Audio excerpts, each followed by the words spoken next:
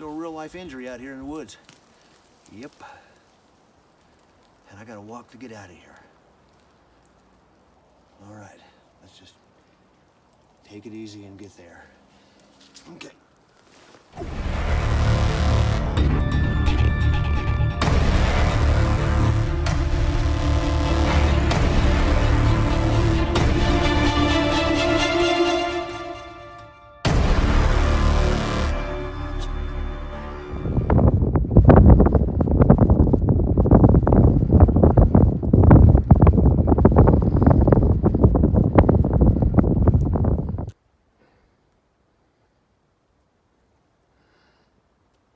Snow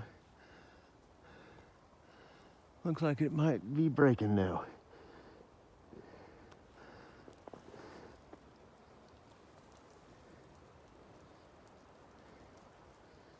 It's cold though. We're gonna get a fire and get some coffee.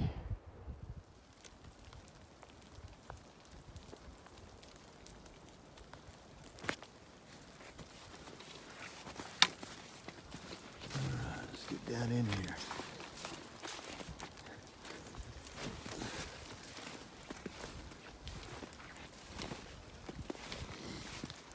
All right. Slick.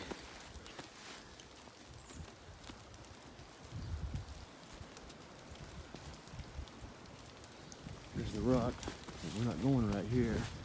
We're actually going across the stream here, across the creek. Get out of the wind. All right. We're out here. We're out here. It's property again down at the creek. And it's been snowing. It's a wet snow. But I'm gonna try to get a fire going. I found some dry stuff and kind of pre-packed it, you know, beforehand. Because I knew it was going to be wet. It's a wet snow. And that's kind of what we have here in Oklahoma. We don't get the dry, powdery stuff. We get wet. So, and it makes for some extremely dense and heavy snowballs. So if you get hit with one of these, you feel it.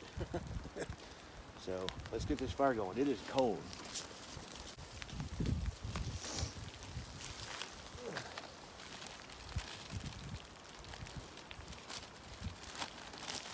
We're gonna go pretty old school here. So.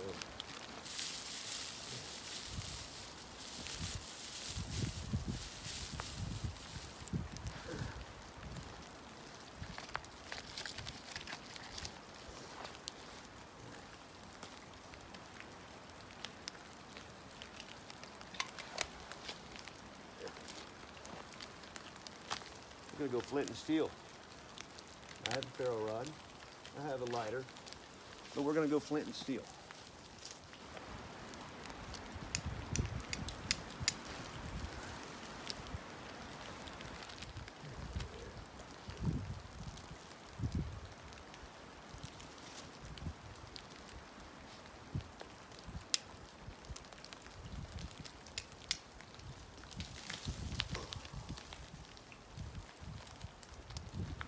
Got her going.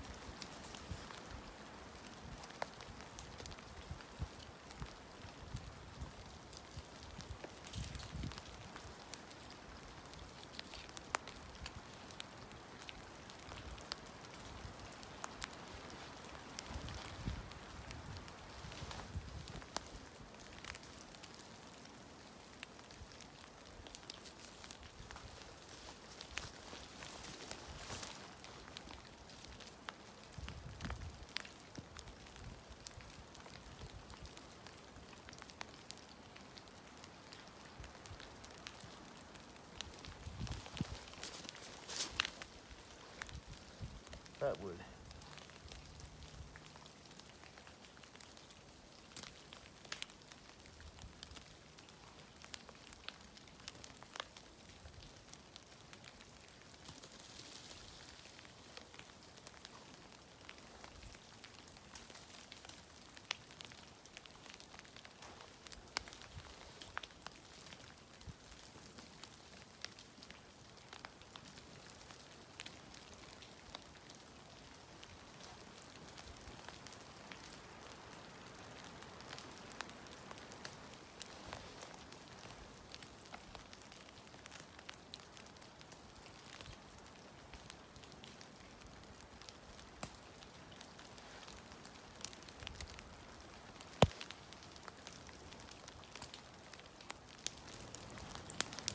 All right.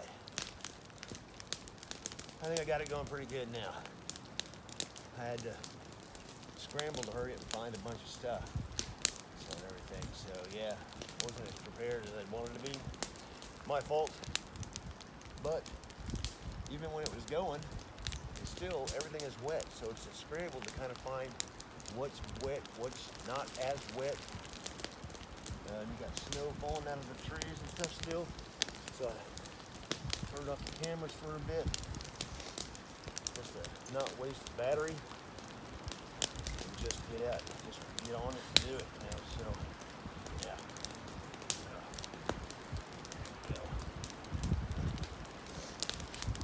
but now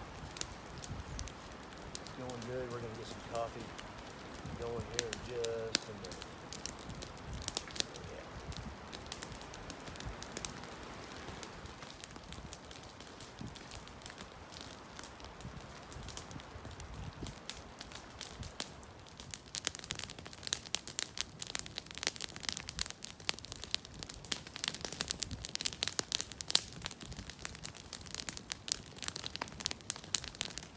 Feels good. Now I got it going. All right.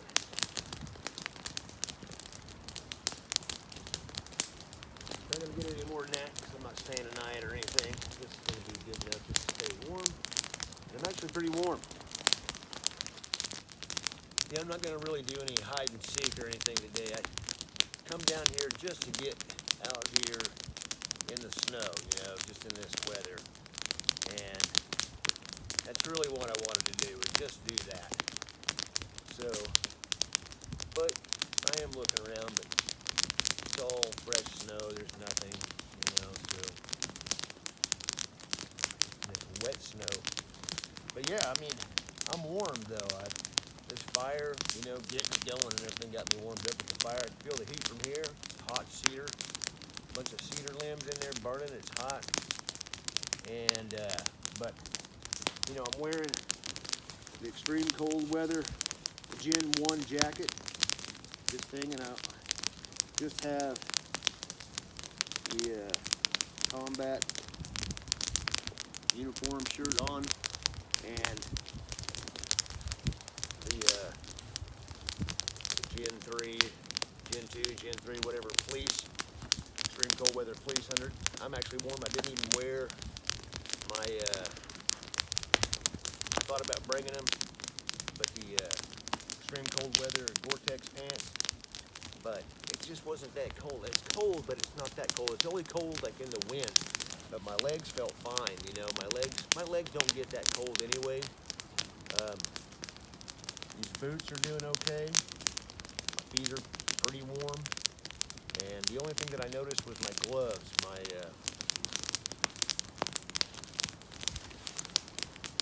These gloves, and I've noticed this over a few years, they keep your hands warm, but your fingers are cold. So they're not extreme cold weather, but they're these flight gloves, but they're starting to get some holes in them and everything from working in them and things like that. So I need to get another pair, and I think that if you put like a little, just another little liner glove on you, and then stick it in your hand like something that's kind of thin, you know, and tight at least, and then small, and get it in there. I think your hands would really do kind of like a layering system, you know. I think your hands would really be fine with that. And then maybe that's how these are meant to be, I don't know, but they're not extreme cold weather gloves, but they're cold weather gloves. And they work, and when it's not that cold, they're really good. But when it's blowing wind and it's 29 degrees, not so good.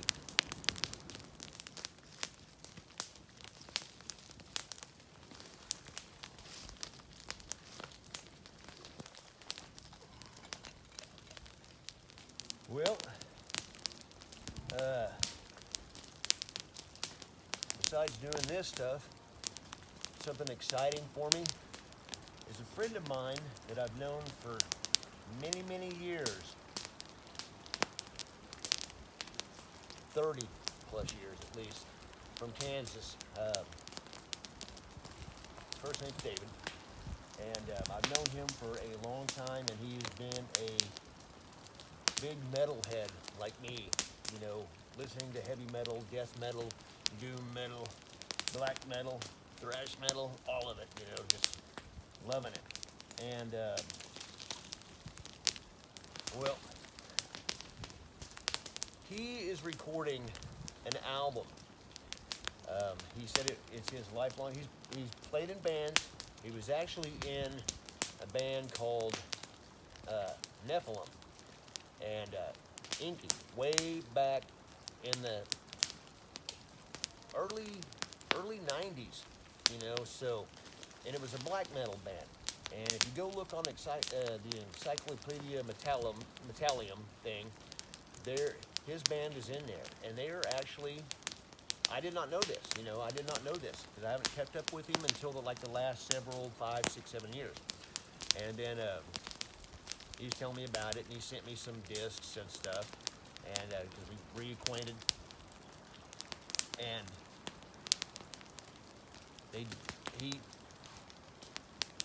they were a very well-known black metal band in the underground, in being one of the first black metal bands in the United States. So that is very cool. And they're actually pretty damn good, you know. Not all black metal is great, but these guys are good. But long story short anyway, so he's kind of got a name for himself too, just kind of like the same kind of situation we were in with the band I was in. You know, we were signed to a record label. A lot of people knew about us, and overseas, primarily in Europe and South America and stuff like that, Japan. But you know, none of us made any money at it, but you know, whatever. But right now he's recording a album himself of stuff that he's written, and he's assembled some guys together to do it.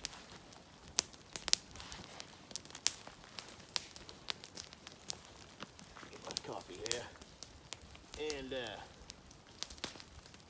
he is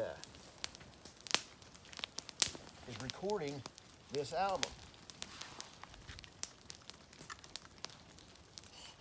He said it was his lifelong dream to record this album because he wanted to do a doom album, and that's really what it is a doom metal album. And I'm like, cool, man. And he's been sending me like little videos from his phone and just kind of raw tracks and stuff from the album, you know, unmixed, and just bass and drums. And then he sent some with some vocals and some guitar, and just like little pieces at a time as they're progressing with it. And it sounds good, but he's asked me to do something on it.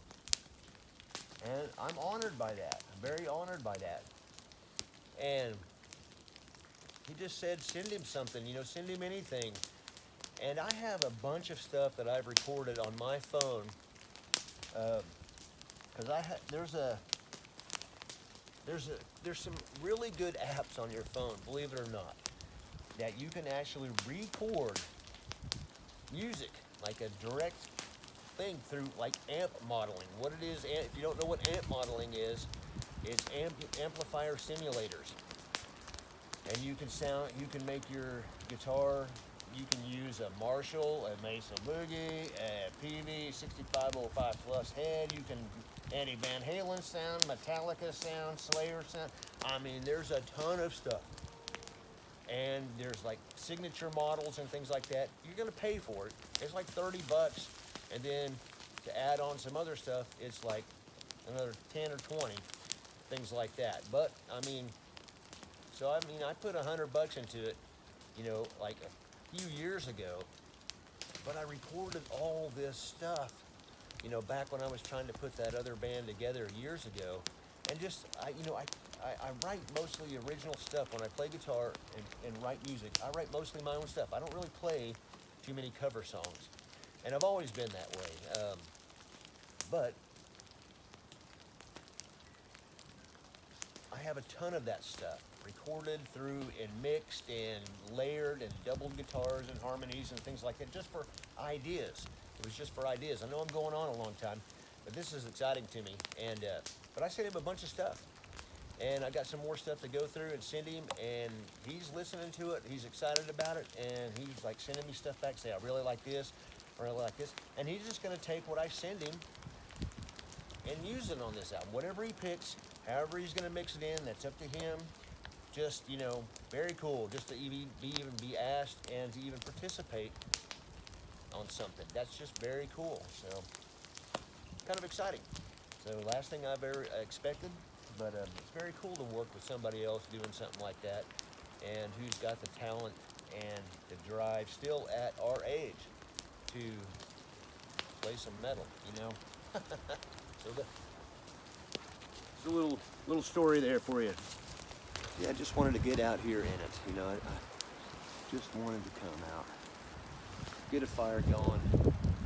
It was a mad scramble to get it going, but I got it going, and that was good. That was cool, you know, because it is crappy conditions out here to try to get a fire going. I knew there'd be some dry stuff out here. Some of the small twigs on the cedar trees and stuff like that, they were damp. You know, they're damp, but there is some dry stuff, you know, and don't tell anybody, don't tell the bushcraft guys, but I forgot my saw. That made it a little harder. I packed everything, man, that I would need. I got all kinds of stuff. I got shelter, fire, food. I got everything in here in case I, you know, needed it or was gonna eat or whatever, which I'm not even hungry, so I'm not gonna eat it. But, you know, I've got all that stuff. I've got everything. I've got multiple ways to start a fire. I've got some food, some water, a couple of pots in there to cook and whatever, you know, just some stuff. And I forgot my saw, so.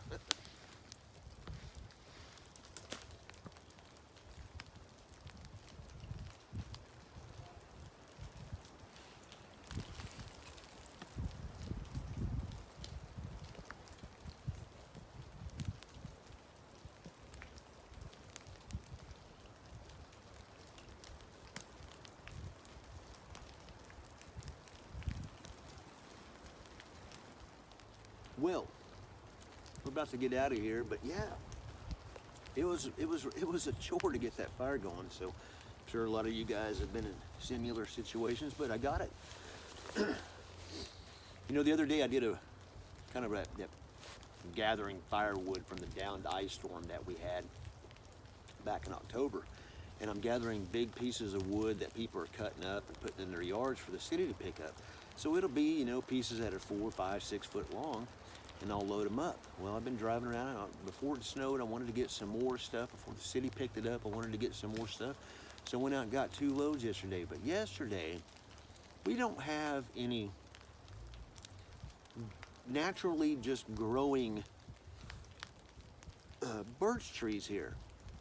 But lo and behold, in this pile of wood, there were some small birch branches down in there.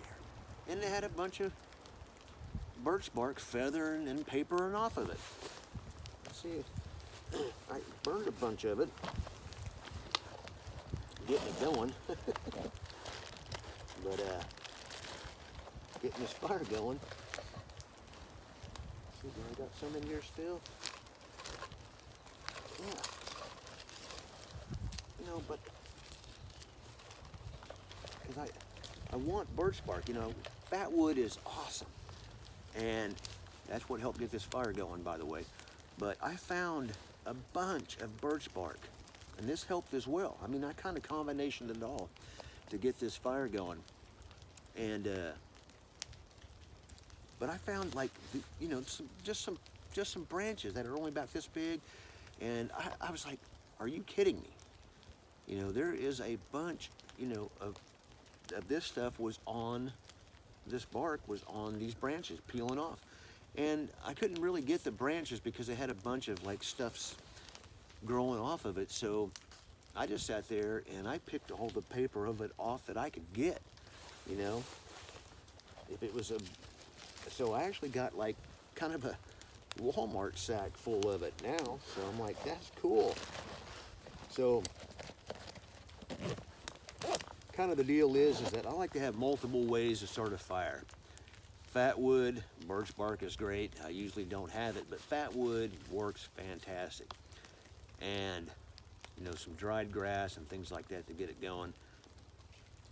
But, so, I mean, that's what got this fire going. Plus finding a bunch of smaller, mostly dry twigs off of cedar trees and stuff, which work great. So yeah, I mean, but that's what I like to have in my kit. I like to have multiple ways to start a fire, multiple ways to continue the fire. I'll always carry a lighter, a ferro rod, and I wanted to try the flint and steel out here, and that worked great to get it going. And that's all I used. I used the flint and steel. But it took a while to get out and, you know, go around and try to find stuff. So I got it going a little bit, and then I just kind of hustled to get smaller stuff, you know, and then layered it just little bits at a time, bigger stuff, bigger stuff, bigger stuff, and all that. So, I mean, kept me warm and got me a cup of coffee going. But yeah, I like to have multiple items to get a fire going. Lighter, ferro rod, flint and steel, you know, with punk wood, charred punk wood. I had some of that in there, but I used a piece of char cloth, which I need to make some more because that was the last of it. But it worked great to get it going, and it was just tough keeping it going, you know, because everything is so wet.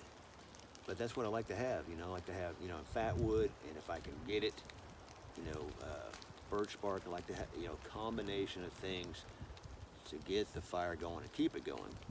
So I always carry a couple good pieces of fat wood and things like that in there. So, and the good thing about fat wood is that it continues to burn for quite a bit of time, so you can try to really get something going. So it's very cool. But we did it. Success.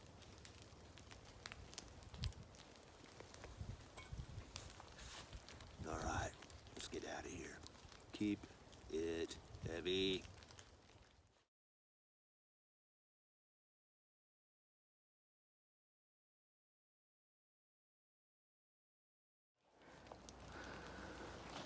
All right, well, as I'm leaving, I have a real life injury. Here's where I was. I come down this embankment right here and slid.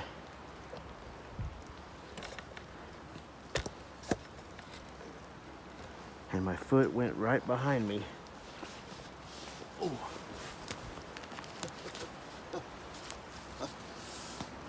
Right here. My left foot. It kind of went like this. It slid. It slid and went down below me, behind me like this. And I felt it pop, pop. Ooh.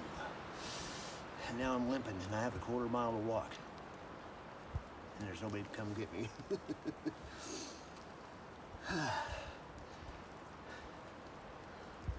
Was planning on doing a couple of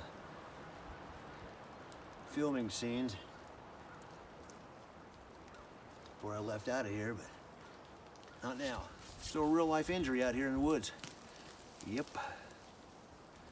And I gotta walk to get out of here. All right, let's just take it easy and get there. Okay. Oh. All right. Sucks.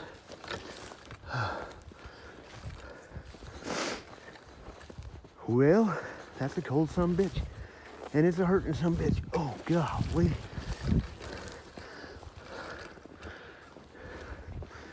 So I'm sitting here.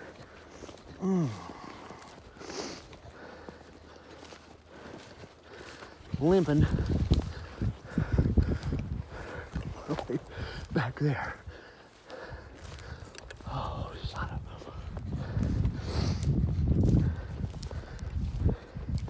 a... I'll get back with you. All right. I'm in some of the tracks when I came down here to try to drive down here. So I got there to go. About halfway. This seriously sucks, people. I'm using this right here as a makeshift walking stick. My camera stand. Yeah. Try not to put too much pressure on it. Shut up! Shut up and take the pain. Take the pain! This definitely does suck. So yes, this is like really one of the first times that I've really hurt myself coming out into the woods. It happens. Happens to us all. And I gotta walk in this. But my ankle, left ankle, is killing me. Shut up! Shut up and take the pain. Take the pain!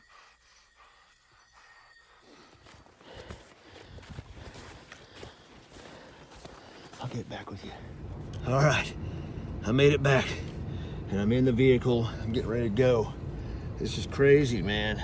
That hurt like a son of a bitch. Oh, God. Now to go home, pull this boot off, see what this foot looks like. Maybe a doctor visit. I'm not kidding. I haven't hurt myself like that in a long time. But we're gonna get out of here. So, yeah, real life injury. A good one too. Man, that fucking hurts, man. All right, we're going. I'll keep you updated. Yep. All right, I'm on my way to the house now. But I hurt myself, yes, I did. And on top of all that, I lost a glove. Well, I looked for it for a minute, walked back a few feet. But I was like, it ain't worth it. It ain't worth it to go back. I've got other gloves. And I need to get another pair of gloves anyway, so it's a good excuse. Alright, I'll get back with you and let you know. This is going to be a longer video from all the yapping I did and everything like that. So it's an eventful video. Alright. I'll get back with you and let you know what's up with my foot. Decided to go ahead and come to the doctor. See it all swollen right there. Just to make sure. Just to make sure it's not like any worse than anything or whatever's wrong with it. I'll give you an update. I broke my damn foot. I said it wasn't a bad break. Now I can actually see what it looks like back here a little bit myself. I said it wasn't a bad break, but I broke my damn foot. So there we are. I broke my foot. First broken bone I've ever had in my life, that I'm aware of at least. 52 years old, first broken bone. Son of a bitch. Well, there you go. Keep it heavy, everybody.